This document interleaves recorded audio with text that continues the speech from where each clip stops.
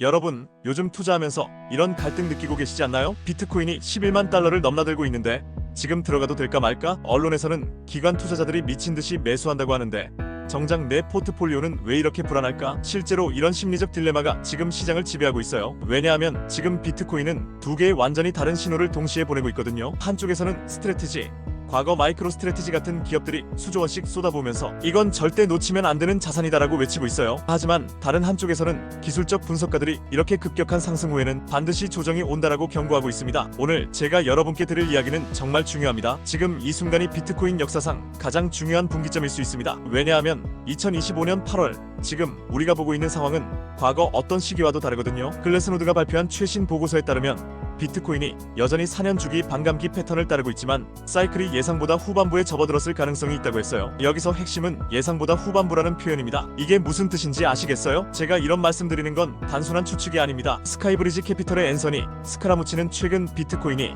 2025년 하반기에 17만 달러에 도달할 것이라고 예측했고, 마이크로 스트래티지 회장 마이클 세일러는 향후 20년 뒤 비트코인 가격이 1300만 달러까지 치솟을 것이라고 공개적으로 발언했습니다. 하지만 동시에 금융 전문가 피터 시프는 스트래티지의 비트코인 투자 전략이 막대한 부채를 초래하고 있으며 주가 급락으로 인해 파산 위험이 커지고 있다고 정반대의 경고를 하고 있어요. 즉, 세계 최고 수준의 전문가들도 의견이 극명하게 갈리는 상황입니다. 제가 운영하는 커뮤니티에서 한 회원분이 이렇게 말씀하셨어요. 전문가들도 의견이 이렇게 다른데 우리 같은 일반 투자자는 어떻게 판단해야 하나요? 정말 답답합니다. 이런 고민 여러분도 하고 계시죠? 오늘 제가 여러분께 드리고 싶은 핵심 주장은 이겁니다. 지금은 비트코인의 패러다임이 근본적으로 바뀌는 전환점이다. 하지만 그 전환점에서 나타나는 극심한 변동성을 이해하고 준비해야 한다. 쉽게 말해서 과거처럼 단순히 오르거나 떨어지거나의 문제가 아니라는 거예요. 지금 일어나고 있는 건 비트코인이 완전히 새로운 자산 클래스로 진화하는 과정이고, 그 과정에서 기존의 모든 분석 패턴이 통하지 않을 수 있다는 겁니다. 이 주장의 근거를 세 가지 관점에서 설명드리겠습니다. 첫째, 기관 자금의 본격적인 유입. 스트래티지는 현재 총 62만 9,376개의 비트코인을 보유하고 있으며 평균 매수 단가는 73,320달러입니다. 이게 얼마나 엄청난 규모인지 아시나요? 하나로 환산하면 약 86조 원이 넘어요. 한 기업이 이 정도 규모로 특정 자산을 매집한다는 건 역사상 유례를 찾기 어려운 일입니다. 더 중요한 건 이런 움직임이 스트래티지에만 국한되지 않는다는 거예요. 샘너 사이언티픽과 럼블 같은 기업들도 지난 60일 동안 수백만 달러 규모의 비트코인 매수를 발표했고, 마라홀딩스는 44,394개의 비트코인을 보유하고 있습니다. 둘째, 시장 구조의 근본적 변화. 과거 비트코인 시장은 개인 투자자 중심이었어요. 그래서 감정적인 매매가 주를 이뤘죠. 하지만 지금은 다릅니다. 2025년 실물자산 토큰화 시장이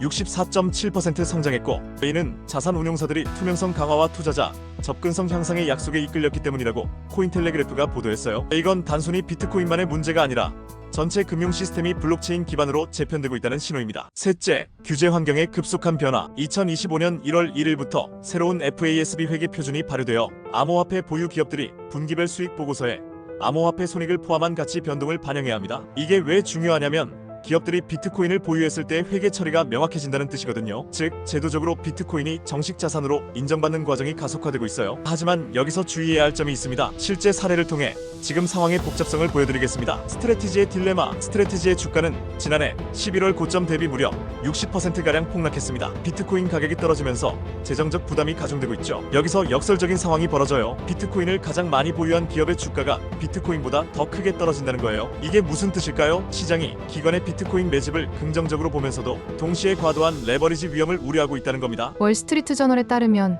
한 헤지펀드 매니저는 이렇게 말했습니다.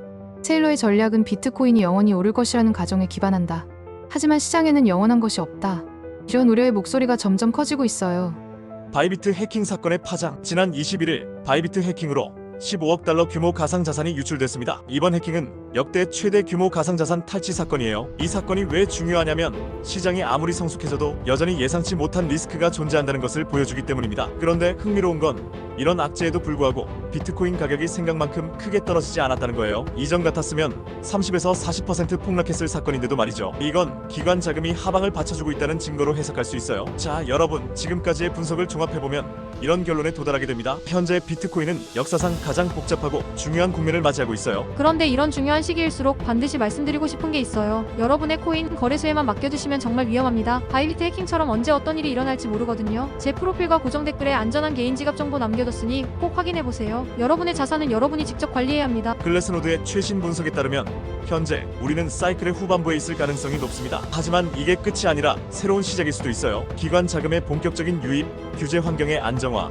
그리고 기술적 혁신이 동시에 일어나고 있거든요. 구독 버튼을 눌러주시면 앞으로도 이런 심층 분석을 계속 받아보실 수 있고요. 코인데스크 최신 보고서를 보면 2025년 하반기가 비트코인의 진짜 테스트가 될 것이라고 합니다.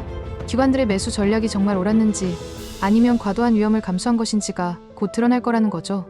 다음 주에는 좋아요, 많이 받은 질문을 바탕으로 기관 투자자들의 실제 매수 전략 분석을 다뤄볼 예정입니다. 그리고 댓글로 여러분의 생각을 꼭 남겨주세요. 지금 시점에서 가장 큰 기회는 무엇이고 가장 큰 위험은 무엇이라고 생각하시나요? 여러분의 다양한 관점이 더 나은 분석을 만들어내거든요. 마지막으로 하나만 더 말씀드리면 전문가들은 2025년 비트코인 가격 범위를 85,753달러에서 21만 125달러로 예측하고 있습니다. 이 엄청난 변동성 구간에서 살아남으려면 감정이 아닌 데이터와 논리로 판단해야 해요. 다음 영상에서는 이 예측의 근거와 구체적인 대응 전략을 다룰 예정입니다.